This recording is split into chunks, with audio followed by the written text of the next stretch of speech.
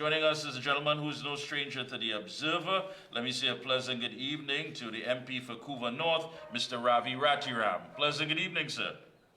Pleasant good evening, Mikee. And good evening to all our listeners out there. Yes, indeed. I know that you did send out some information addressing the issue at the Port of Spain General Hospital on Sunday night. And although we're being assured by the NWRHA that security and police presence at the facility has been significantly increased. Mikey K, this is a government that we cannot trust. We all know that. This is the same government that said the government of Trinidad and Tobago is not closing down Petrotrin. And then after we heard from the chairman, all must go. This government has demonstrated time after time that they are helpless, they are hapless, they are incompetent. They make promises and these promises never materialize. So all we can do is continue to, protect ourselves. All we can do is ensure that we are no longer soft targets. We have to make ourselves very hard targets and difficult because nowhere is safe in this country, Mikey K. Nowhere is safe. We used to go to hospital for our lives to be safe. Person will go to the hospital when they face an emergency, an accident, an emergency. They go for emergency and for life-saving procedure. In this case, the total opposite happened. Persons went to the hospital and got their lives lost. Yeah, and that tells you something. I mean, a lot is taking place. And I also thought that gone were the days when, you had to stand up and make some sort of statement on the fact of these school transport maxi operators not being paid. I mean, we've dealt with that throughout this period here under this administration. And you definitely calling on the Prime Minister to urgently address this matter. I mean, these are school operators who are simply waiting on their money. They live like all of us, but there seems to be something wrong why they're not being paid on time. Maxi, Mikey, what is going on with the school maxi taxi operators, the school transport system? It's really shameless. What has happened under this PNM administration. This is something that was working, that was providing safe transportation for our children from their home to school and back home. From the information I received, close to 50% of the operators have been forced out of this operation because of not being paid and because of late payment over the years gone by. The number of maxi taxi operators now that's providing the school transport has significantly been reduced. This term alone, for 4 fortnights, maxi operators have not been paid. And I understand it's about 2 or 3 fortnights from last term they have not been paid. These maxi operators, they have family to take care of. They have expenses on their vehicle. They have to maintain their vehicle. They have to upkeep their vehicle to ensure that it is a safe and a roadworthy and a reliable vehicle that they are using to transport our children.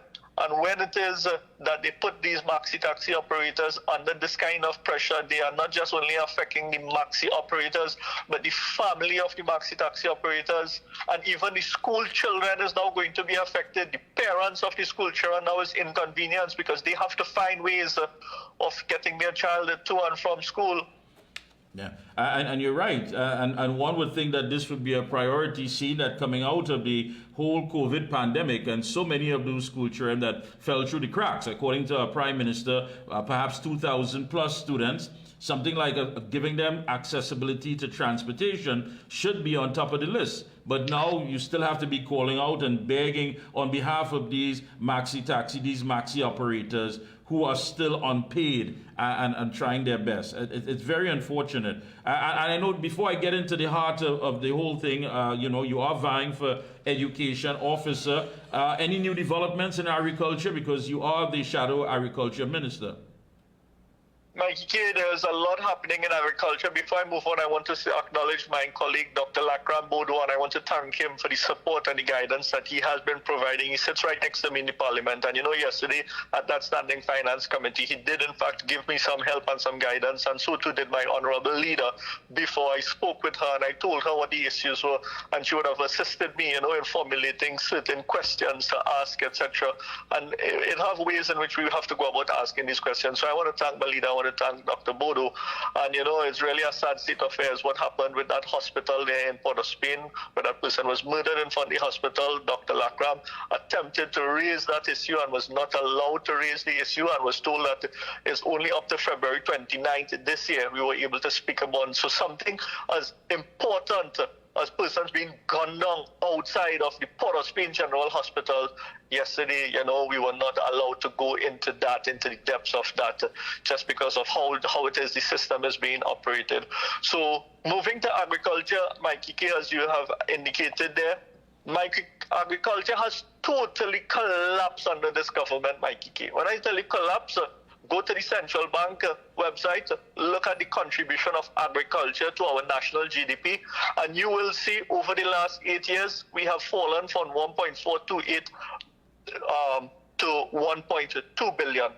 There's a loss of $200 million in the contribution of agriculture to our GDP. And while that is happening, we're seeing our food import bill continue to rise year after year. From 5, 6 in the last budget has reached to $7.3 billion in our food import bill. You know, this weekend gone, I had a meeting with the Castlefield Farmers Association there across at the activity center, the Couva North Activity Center next to my office. And we had representatives from the pre-deal larceny unit that was present. And when we asked the relevant questions in terms of what the strength of the pre-deal larceny unit, the support that they have given, the pre-deal larceny unit is up to today's date is not properly resourced, is not properly equipped. When you look at the area in which these pre-deal larceny officers have to patrol, they're just not able to do it. And that's why farmers continuously complain about pre-deal larceny happening, how it's affecting them. And it is forcing more and more farmers to just abandon the trade, because you work hard, you plant the land, and then when time to harvest, criminals come and invade your field, steal your produce. It's unfair. It's very, very unfair when that is happening. You have a lot of other challenges and issues. Remember the giant African snail. There was a program that the ministry was supposed to put in place where it was budgeted, $3 million was budgeted towards the eradication of the giant African snails. Out of that, only 27,000 was utilized, and they scrapped the whole project. They had the bounty for the collection. But where's the bait that they had promised that they were going to make baiting available at all the regional offices so citizens can go collect their bait, they can bait around their house? It doesn't take a rocket scientist to figure out how it is we could collectively as a country attack this. Look, we have rodent baiting and rodent infestation happening. The regional corporation, the 14 regional corporation, have their department where they deal with rodent control. Why not utilize local government to help with the eradication of the giant African snails out there across the country? We have been sharing out seedlings this week gone from since Corpus Christi. We have embarked upon distribution of seedlings across Central to encourage people to start their backyard gardening, and for those who already have it, to add to what it is they have been planting and cultivating in their backyard, so that every citizen can contribute in some form or fashion towards agriculture, so that they can reduce the amount of money they have to spend when they go to the market. We have been giving out the seedlings, we have been providing them with advice. But the sad reality of it is that what is this government doing? Yeah. What is the government is doing? Absolutely. And you're right. I mean, when you look at the food prices and you hear, you know, what consumers have to go through, it really makes you wonder, you know. Yeah, Mikee, and that is why our leader, you know, when she was the prime minister, she would have removed VAT on 7,000 food items to assist, you know, families with their food bill. And there's so much more that we, you know, our leader would have done when she was there to control the increase in food prices. And this is why we support our leader. We support no VAT on that 7,000 food items, removing that VAT on the 7,000 food items, Mikee.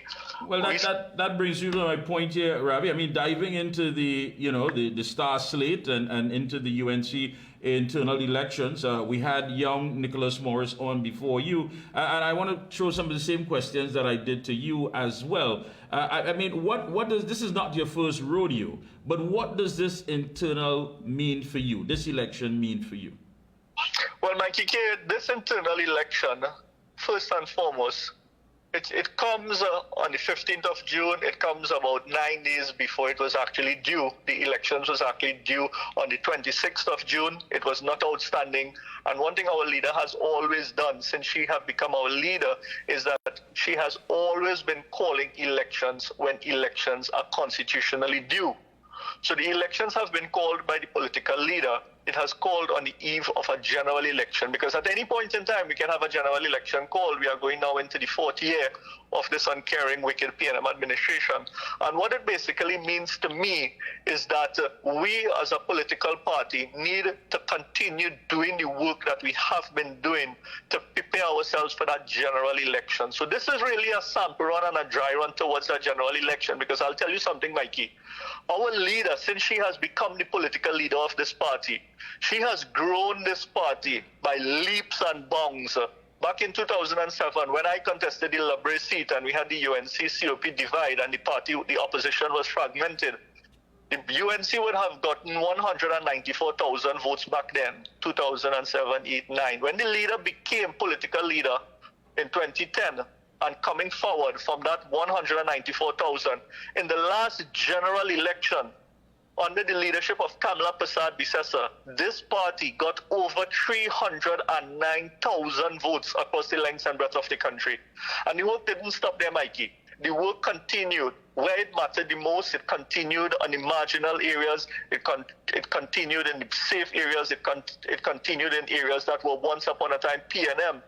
And when we look at the results of the last local government, which happened just a few months ago, and we see the kind of work that our party, our activists, our stalwart, the street captains, the PD leaders, the drivers, area managers put in that local government.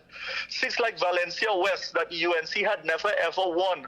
With our brother Neil De Silva, we brought home victory in Valencia West. In Ozonville, up in Puna constituency, that seat we had never won, that is a UNC. That seat we normally would lose, and we would get like 200-300 votes in Ozonville. In this last local government, we got over 1,000 votes, Mikey. And places like Marabella West, which is the stronghold of the San Fernando West, of that San Fernando West constituency, Marabella West, which comprised the train line in Marabella with places like Bayshore and Pakistan and Krongland, etc. The UNC went in there in that area with our candidate, John Michael Alibokas, we call him Macamillion, and Sister Viliana Ramuta Singh. Sean Sobers was the coordinator and still is the coordinator of San Fernando West, and my colleagues, Khadija Amin, Barry Padarat, Saddam Hussein, myself, the leader sent us into San Fernando City, and we brought home victory to the UNC in that seat, which was PNM. We brought it home to the UNC. We brought it home with the support of our activists, our UNC foot soldiers. The EBC created a new seat in the Couva West Roystonia electoral district. That is in the Couva Tabaki Talpawa Regional Corporation. They created a 15th electoral district. When you look at the results from history, that seat placed the PNM by about 400 votes ahead of the UNC. That seat would have... Let me ask you this, Mr. Ratiram. I mean, really and truly, you've been there through thick and thin. I mean, you've seen many come and many go. And as you made it quite clear, this is really and truly, according to your colleague as well, Nicholas Morris, this is a different type of internals. You have people weighing in, people who are fighting, people who are perceived as trying to destabilize the great institution. I mean, when you look at all of this and some of the comments as far as, some people need to leave, they've passed their prime, they're stifling young talent, they're depriving those who may have good ideas and who want to work for the better of the party and by extension, the country. When you hear statements like that, and you being part and parcel, of course, on this slate, what does it say to you and what does it mean to you and how do you deal with it, not just on a political level, but on a personal level as well? Mikey K, we should never ever allow this to be personal, because this is way beyond personal. What I want to tell you is that we are very focused in the United National Congress, and that focus and that discipline has been instilled in us by our political leader. She has always taught us to stay in our lane and stay in our section. There are those like my colleague, my good friend from Naparima, who indicated that he's packing up, he's riding out, he's in the departure lounge. I believe he's about 74 years of age and he wants to move on. I wish him well and I bid him farewell, keep well. Best of health and strength to you, my brother. Continue. We must not allow what those naysayers and detractors are saying, because I'll tell you, people are dying on a daily basis in this country, Mikey, and we must stay focused on what the real issue is. The real issue is the price of fuel that this government has increased for more than five times. They destroyed the whole fisheries sector. When you look at what fishermen have to face with, Mikey, with the removal of irregular gas and with the increase in price of super on multiple occasions, that increase in fuel prices has crippled the fisheries sector. It has destroyed the little income that taxi drivers have been earning over the years gone by to build a home for their family, to send their children to school. For taxi drivers and maxi operators to continue to ply their trade, it's extremely difficult. And then when we look at the increasing in food prices, it is horrible what these middle income, low income individuals, and even those who depend on social welfare, what they have to go through when they have to go to the supermarket, when they have to go to the grocery, when they have to go to the market, when they have to go to the pharmacy to buy medication for the mother, the grandmother, you name it. So, Mikey K, what this election really means to us, it is to prepare our soldiers who I told you would have worked to bring this party to where it is today and win all those electoral districts that I made mention of. When we take the results of those polling divisions across the country and we put it into a constituency configuration, it demonstrates that the UNC has the ability to win all 5 marginal seats. It demonstrates that the UNC has the ability to form the next government of Trinidad and Tobago as soon as that election is called, Mikey K. And the only how we can do that is if we stay united and we stay focused. This Rowley government has destroyed every sector in this country. When you drive through this country, there's nowhere anymore have good roads. It's like driving through potholes until you meet a piece of road. The roads are the worst. The education sector has collapsed. We have no preschool in that Waterloo area. Our preschool was completed, 100% completed. And they just refused to open the Waterloo ECC Center. And that's not only in Waterloo, in other areas like Reform Hindu. It's just wicked. This government is wicked, Mikey. And we need to keep our troops united and stay focused.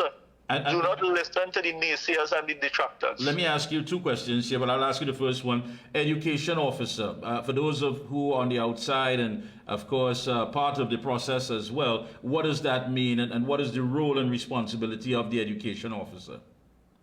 Well, one thing my leader has always said to us is that education is the passport out of poverty, and she has repeated that on multiple occasions. I want to say that education definitely is the passport out of poverty, and education is not only university education. Education can mean learning a trade. Education can mean getting involved in things like hydroponics, doing a course, getting involved in programs that can improve the quality of lives of our citizens. So when it comes to education, we support the leader and the policies that the leader has put forward with respect to the educational development of our citizens. I made mention of the ECC Center, and we on the STAR team, IKK, we support free universal kindergarten education for all our children. That is something that our leader was doing when she was Prime Minister from 2010 to 2015. When it is a lot of young people go to university and they complete their first degree, whether it's in social sciences, even education in engineering, they sometimes may go on to do a second degree or they go on to do law. No, because of how the system has been designed, that is not allowed, that is not facilitated, it is no longer permitted by this government. They have shut down the gate system. When you look at the number of students accessing gate back then to now, the numbers basically speaks for themselves. So we support the expansion of GATE. We support putting programs in place. And we have demonstrated that because just a few weeks ago, we had the CSEC maths exam, Mikey K. And I worked very closely with the youth arm of the party that hosted a crash course for our CSEC students to do the paper 2. We had over 508 students using the technology and participating in that CSEC crash course. And tomorrow, actually, we are going to be doing the paper 1 for the maths CSEC exams. So we are going to make a lot more crash courses easily accessible to the citizens and students out there. We are going to make a lot more training programs. We are going to continue the party school. The party school has been in operation for a very long time, and even all our local government practitioners who came in would have gone through training in understanding what local government is, understanding public speaking, and we will continue doing that not only for office holders, but we will continue doing that for our stalwarts, our activists, our members out there. We're going to expand our party school to teach persons on what the UNC stands and the difference with a people-centered administration, a United National Congress government versus an uncaring, wicked PNM government. June 15th, UNC internal elections. Ravi Ratiram, education officer. He's on the star slate. Last question to you, Mr. Ratiram. I mean, so much is said, and politics at times can be very nasty, very sticky, and very muddy. But many of us believe in it because it's a process that we expect to bring about what is better as far as transparency, accountability, and good governance and good management. And so much is always said about individuals. They can love you today and hate you today as well. And so much is said about you, Mr. Ratiram. That's why I'm giving you the chance now. Tell us, who is Ravi Ratiram and why it's important that you vote for him come June 15th? Thank you most kindly, Mikee, for this question and this opportunity to have this conversation with our listeners out there. I want to say to you that I am a very simple person. What you see is what you get, who identifies with struggle. I have come through the rank and file of this party, working as a street captain, as a mic man, and growing in terms of fighting seats in Le Bray in 2007 and Point Fortin in 2015, coming through as party organizer for the last 8.5 years. But separate and apart from that, I have identified with community struggle. You remember in 2006, 2007, when Mr. Patrick Manning wanted to build not just one, but he wanted to build 3 smelter plants, one in Le Bray, one in Chatham, and one in Otaheite. I stood along with the South Europoch Concerned Citizens Association, with Mr. Gore, with Mr. Fitzroy Bish, and others. And we fought against that smelter plant from since then. When I went off to the University of the West Indies to do my first degree in electrical and computer engineering, I became the president of the Engineering Student Society, and then I served as the vice president and the president of the Student Guild. But while I was there, I remember on the 22nd of October 2002, we had put together a massive student demonstration because students were not safe in and around the campus. Our sisters were being raped and robbed. Brothers were stabbed and held up. And we came together in 2002 and we shut down that university campus, blocking all 14 gates to ensure that those who live outside of campus and even those inside the campus are safe. And we got the first shuttle at the university campus back then, and a lot more would have expanded from there. I say this to you, Mikey, to let you know that I have identified with struggle over the years. I have walked the length and breadth of this country under the umbrella of the United National Congress, and I have met my brothers and sisters in the politics, and I have seen them. I know most of our activists across the country, and I have made my contribution. I enjoy serving, and in some form or fashion, helping to improve the quality of lives of others. And once given the opportunity, I look forward in continuing doing that work. As the leader has always told us, put God in front and go brave and serve the people, serve the people, serve the people. Thank you so much, Mr. Ratiram. Keep up the good work. Best of luck to you and your entire team, and we'll be speaking after June 15th. Have a good one, and as always, it's been a pleasure. Thank you, Mikey. Thank you, and good night to all our listeners.